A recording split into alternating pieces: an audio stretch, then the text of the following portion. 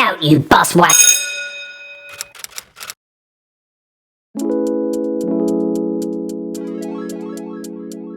This time on Pete and his bus, I drive this gorgeous little minivan, I play with a monkey, I make light appear, and I go to a really cool event. Check out what I've been up to.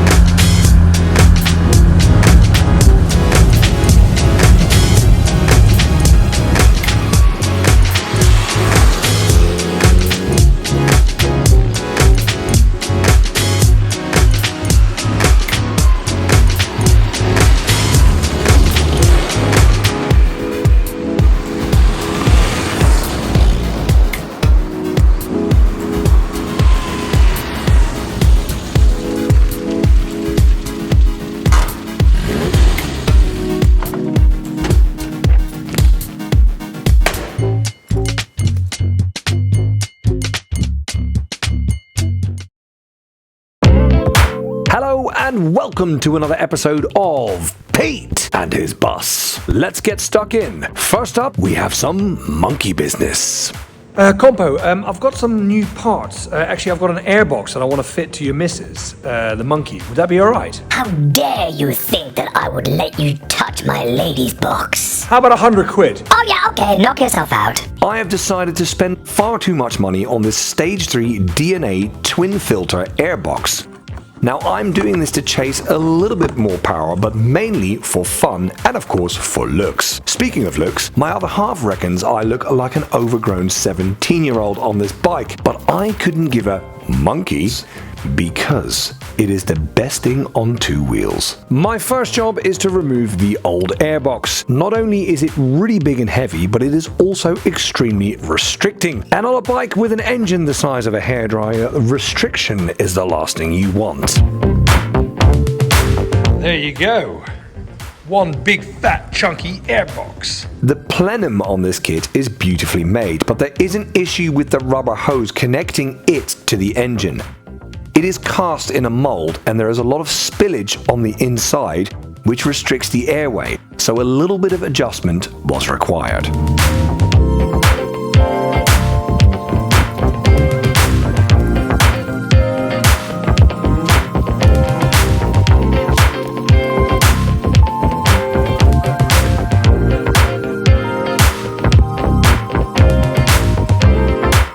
Other than faffing about with all the sensors that go back onto this new plenum, this entire kit actually goes on the bike relatively easily. And I think it looks the beshizzle.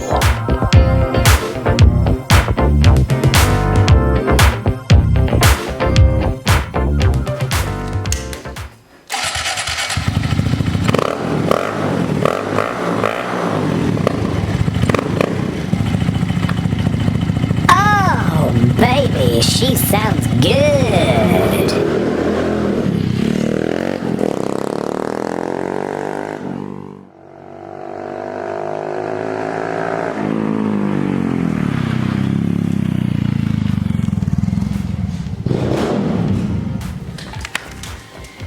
So, what do I think of the airbox? Well, it's a definite improvement. It's not as much extra horsepower as the exhaust provided, but you just feel that the thing is much happier to rev and it's giving me torque right across the range. So it is excellent, but I will have to now get the whole thing tuned. So you can get the ECUs on these remapped that your exhaust and your actual airbox work in harmony, and I reckon the bike will be even better then, but we'll save that for another time. Now, there's a bus that needs my attention, and it's over there. I think you can all agree that it is about time that I did some work on RML 2730, my own bus, the project bus, and after all, the main feature on Pete and his bus. Yes, I do sometimes get kind of sidetracked, but that's because I like lots of things. The last thing I did on this bus was the ceiling, which turned out to be a huge battle because of paint and because of textures, but I got it right in the end. But my biggest problem with working inside the bus at the moment is the fact that it's always so dark in there. So before I carry on with anything else, Sir Sparksalot and I are gonna sort the lights out downstairs. Our first issue is this: the original lights in the saloons would have been on when the bus was running. I need the lights to work for events when it is stationary. So rather than try and mess with what is there, we have decided to introduce all new wiring and all new lights. But I do want all the wiring to go through the original conduit, which is between the ceiling and the outside of the bus. This should be interesting.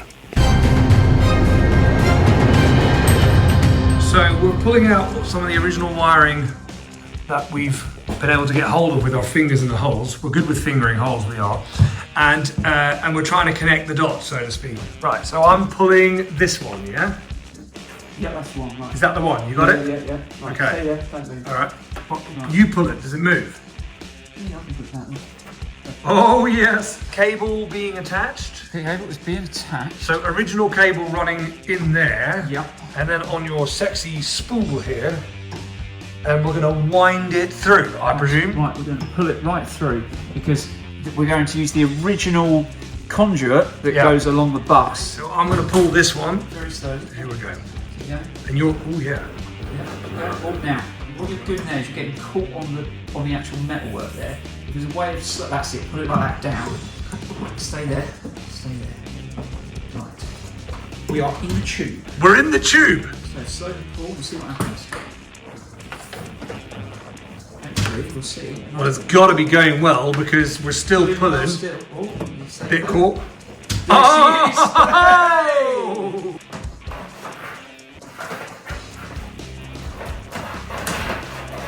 Oh yeah.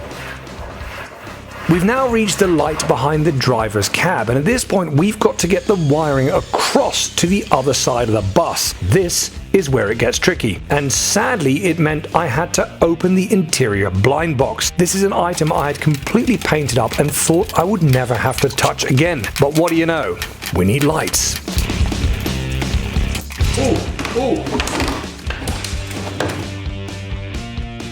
We're trying to get that cable through the cab and to come out this hole.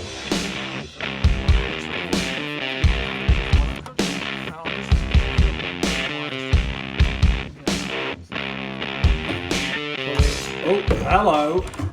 We've got cable.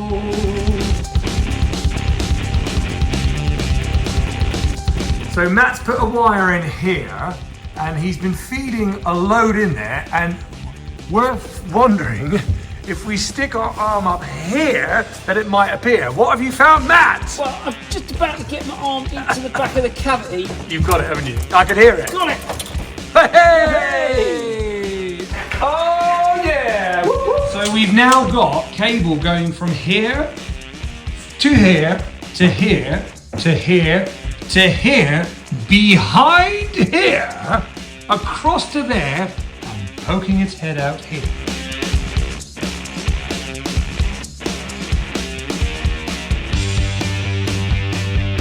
So power is all the way across, but now we're going to see if we can get to the external light.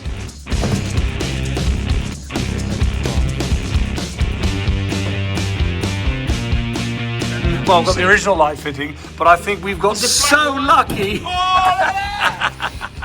Perfect. Now that all the wiring is in position, I leave Sir Sparksalot to fit the actual light fittings. And in a minute, we'll find out if any of this will actually work.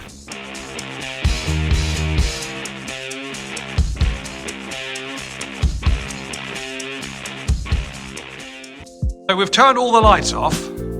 Sir Sparksalot is about to plug the lights in. We've not seen what it looks like yet. Here we go, mate. Here we go. And on! Oh, yeah! Wow. Man, it's actually so much better than I thought. Oh, man. You're better working here now as well. I almost prefer this to the ones I've got on the other bus. Like the actual light, because it's so warm, it's beautiful. Yeah. At long last, I have beautiful warm light in the downstairs of my bus. But as I'm about to find out, this was the easy bit.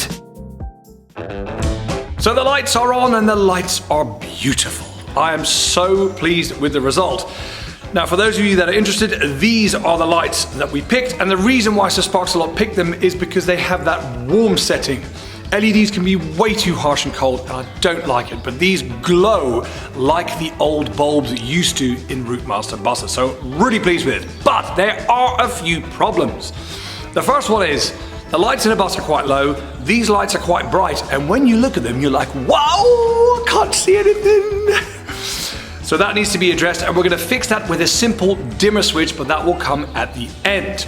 And the other much bigger problem is, of course, the fitment of them. Because the damage that was left when this bus was in service, when they removed the lights, some holes are too small, some are too big. So I've kind of come up with a way to try and solve this problem. And this is how I'm going to try and do it.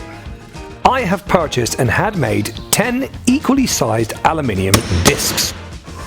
And I am now going to butcher them.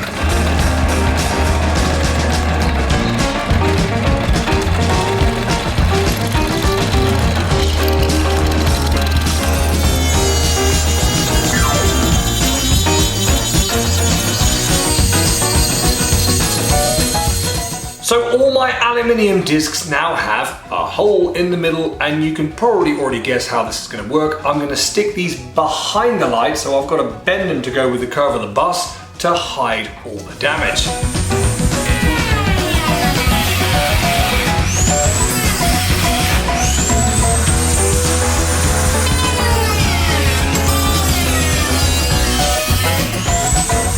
Once the hole is adjusted to size, I disconnect the light, put the aluminium ring behind it.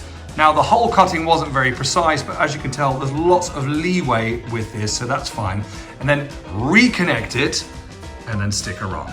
Here we go. Right, so my silver ring around, and then the trick is going to be to bend this.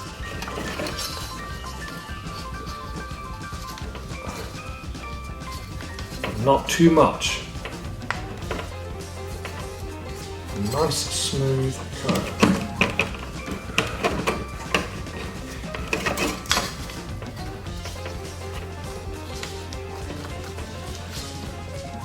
Good. Right, that's getting there. Like that. Okay.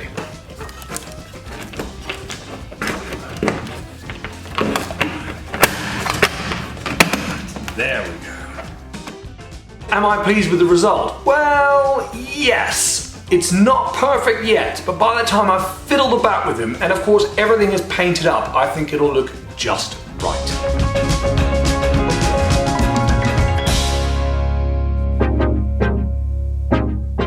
It's all good having one lovely light, but there are actually 10 of them downstairs. So this is going to be quite a lengthy process. And that's also to do with the fact that some of these holes were so badly damaged they require a lot of adjustment.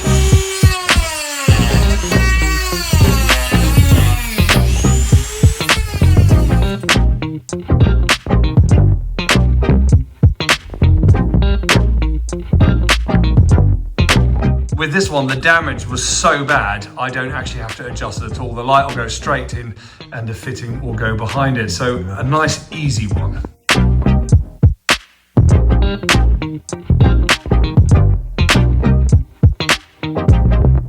After faffing about with these lights for 2 days, it is now time to karate chop them in position. Hiya!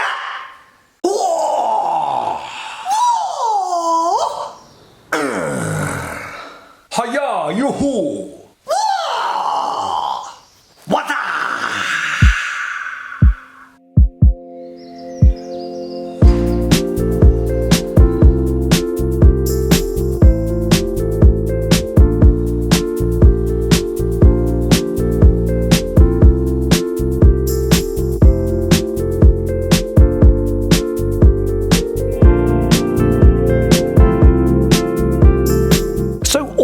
lights are in position, and once again the downstairs of the bus is beautifully lit up. However, I'm not completely happy with how some of those aluminium discs are fitting against the curve of the bus. But I noticed that the original light that I fitted first a couple of days ago has actually taken shape because the spring tension on the light itself is forcing it to do so.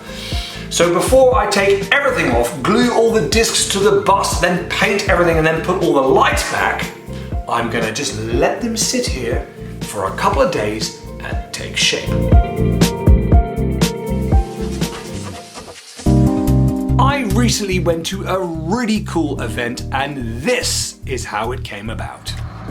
Sometime last year, the ever-famous Ian from the channel called Hubnut came to drive my bus to celebrate the fact that he had achieved 100,000 subscribers. He drove the bus like a legend, and from that point we kinda kept in touch. And this year he said, look, I'm putting together a bit of a car show, do you and your bus want to come along as a guest? But then he told me where it was. The event was to take place at Gaydon Motor Heritage Centre. Now that from my location is quite far, so rather than getting up at 2 a.m. and sitting in a noisy bus for 5 hours long and it all feeling like work, I thought I might take another vehicle. How was it? Yeah, do you like it? Amazing. It's cool, isn't it? I'm glad you like it. So which vehicle is it to be? Well, I did think long and hard about it, but it had to be this one.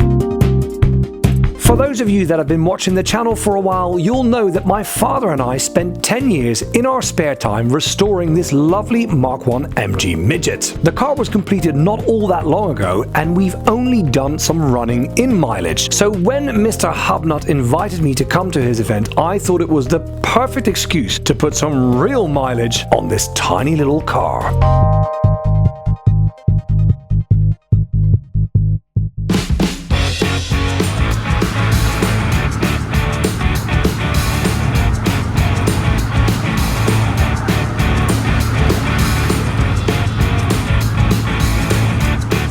When we got there though, we were in for a bit of a surprise. And it was a good surprise.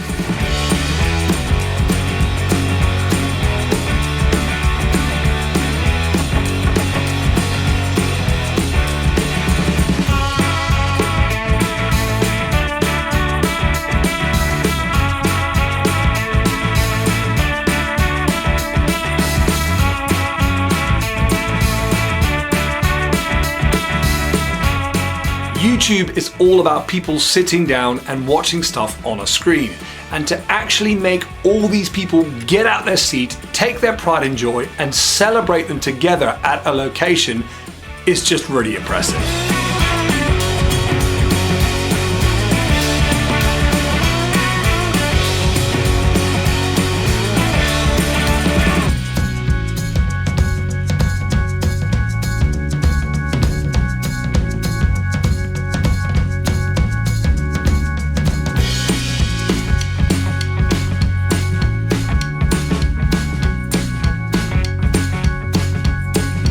The vibe was very much like my own classic car events that I used to put on, because we had a rule, there is no rule. All things are welcome and celebrated. So not only did we have all the wonderful cars outside that belonged to all the partakers, there was of course also Jaguar Land Rover Heritage. And my oh my, was there some beautiful stuff in there.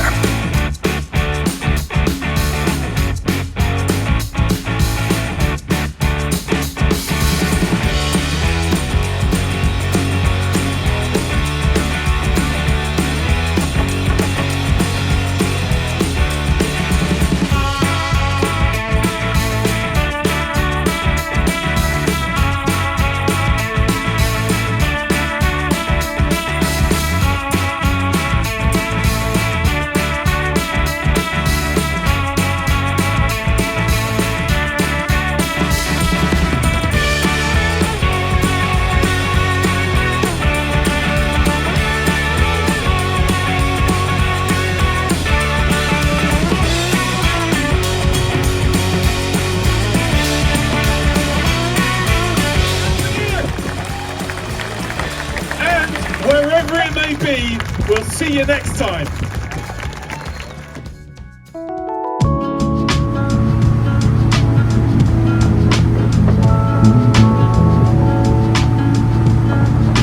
So instead of spending 10 hours in a rattly old bus, I spent 5 hours in a rattly old car. But it turns out my dad and I have built a pretty decent one, and it was worth every second. And where was my invite, you little... There we go, guys. That's all I've got time for. A massive and huge thank you goes out to the 3 channels that created Rustival, which of course are iDriver Classic, Furious Driving, and Hubnuts. Guys, it was a great success. Well done. Really, really cool. I'd also like to say thank you to all the people that came and saw me. It was a really lovely and humbling experience. Lots of picture taking, chat about buses, chat about compo, and all of us were so glad he wasn't there. Don't tell him. Anyway, it was a huge success, and if I'm invited again in the future, I will make a point of being Pete and his boss, and not just Pete. Anyway, speaking of events, of course there's the other one, which is the East Grinstead Vintage Bus Running Day. This is happening on the 21st of April, and I myself will be piloting RM1009, and the owner of it, Richard, my friend, he will be the Clippy, and you can jump on board and get free bus rides all day. We're gonna be around, come and say hi, come and chat, come and check out the buses. It's a really cool day out. I guarantee you'll love it. Anyway, other than that, I just want to say thank you very much for watching, and I'll see you next time on Pete and his bus.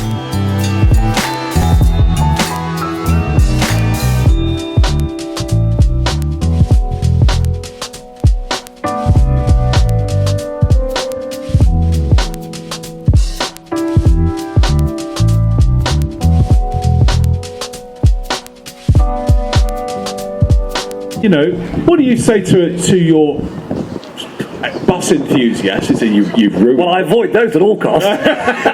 You ruined it. I'm joking. You've absolutely ruined it. What's the point of that? It's not what it was. You might as well just scrap it and buy a new one. No, it's a really good point you make, and the question is valid because I get 2 sides of the table. One guy goes to me, that bus should be green because that's what it originally was, and you've probably sold the seats and you'll never see those again, blah, blah, blah. How dare you, that story. And then the other side of the table is, I am so glad, thank you so much that you've done something with it so this thing is still out there so we even get to see it.